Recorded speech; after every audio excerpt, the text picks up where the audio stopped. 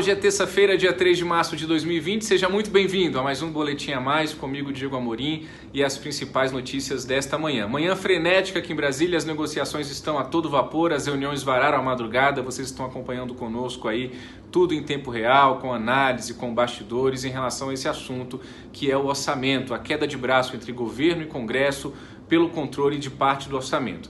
A sessão do Congresso Nacional continua marcada para hoje, destinada a analisar os vetos de Jair Bolsonaro à lei orçamentária, mas existe a possibilidade, como nós antecipamos ontem, de essa votação acabar sendo adiada mais uma vez em razão ainda da falta de um acordo claro aí entre as duas partes. Nenhuma das partes até agora anunciou um acordo claro, seja o governo, seja o Congresso, em relação a esse assunto. O certo, minha gente, é que os congressistas não vão abrir mão fácil dessa dinheirama toda com a qual eles estavam contando neste ano de eleições municipais. Então, a cobertura é intensa, nós vamos continuar acompanhando. Agora à tarde tem reunião prevista na casa de Rodrigo Maia, a sessão continua marcada, como eu disse. Então, é preciso acompanhar aí passo a passo dessas movimentações para a gente tentar entender os discursos oficiais, mas também as entrelinhas de um eventual acordo que possa ser firmado para a votação dos vetos de Jair Bolsonaro à lei orçamentária. Ainda na questão do orçamento, uma notícia dada agora há pouco também pelo nosso repórter aqui em Brasília, César Feitosa, de que o Jair Bolsonaro, em um despacho publicado hoje, retirou do ministro da Economia, Paulo Guedes, a autorização para realizar mudanças pontuais no orçamento deste ano. O que é isso? Diante das incertezas decorrentes do orçamento impositivo, Jair Bolsonaro, por enquanto, decidiu que o Paulo Guedes não está autorizado, por exemplo, a abrir PLNs, que são aqueles projetos de lei que são enviados ao Congresso para que o Executivo tenha direito a um crédito suplementar, a uma verba para além do orçamento. Então, o presidente da República decidiu, por enquanto, concentrar isso em suas mãos, retirando essa atribuição do ministro Paulo Guedes, informação do César Feitosa, dada agora há pouco no Antagonista. Vamos em frente. Reforma da Previdência.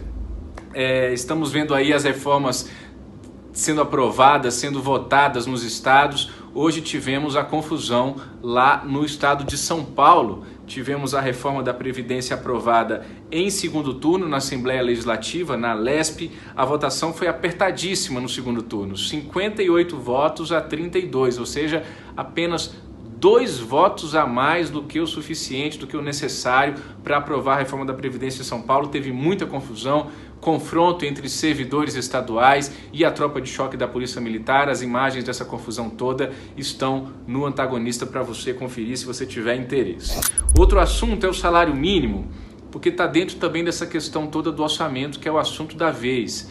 Hoje, a Comissão de Assuntos Econômicos do Senado, a CAI, adiou a votação de um projeto do senador Eduardo Braga, líder do MDB, que trata do salário mínimo. A proposta do Eduardo Braga é que o reajuste do salário mínimo seja baseado não apenas na inflação, mas também no PIB, no Produto Interno Bruto, no crescimento do país daquele ano.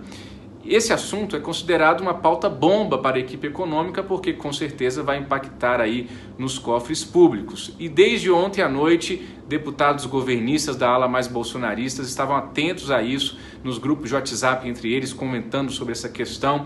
Eles estão enxergando aí uma possibilidade do Congresso chantagear, fazer uma revanche aí em relação a uma eventual manutenção dos vetos a lei orçamentária. Então, pauta bomba envolvendo o salário mínimo. O Congresso, os governistas do Congresso, pelo menos, estão atentos a essa questão.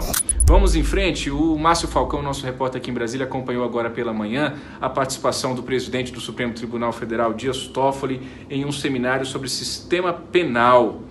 Ele disse o seguinte, o Dias Toffoli, abro aspas para ele ao longo desse seminário: nós vivemos não apenas no Brasil, mas em todo o mundo, tempos complexos. Tempos nos quais as possibilidades de diálogo e de construção de consensos não podem esmorecer. Tempos nos quais as soluções para problemas complexos são com constância capitalizadas por respostas simplistas. E respostas simplistas, concluiu Dias Toffoli, para problemas complexos. Ele disse isso aí em meio a essa mobilização toda para manifestações, tendo o Supremo Tribunal Federal e o Congresso Nacional como alvo de críticas, essas manifestações que estão convocadas para o próximo dia 15 de março. Manhã cheia aqui em Brasília, o dia certamente continuará assim e vocês continuam acompanhando tudo conosco aqui no Antagonista e no nosso aplicativo A Mais. Um grande abraço e tchau.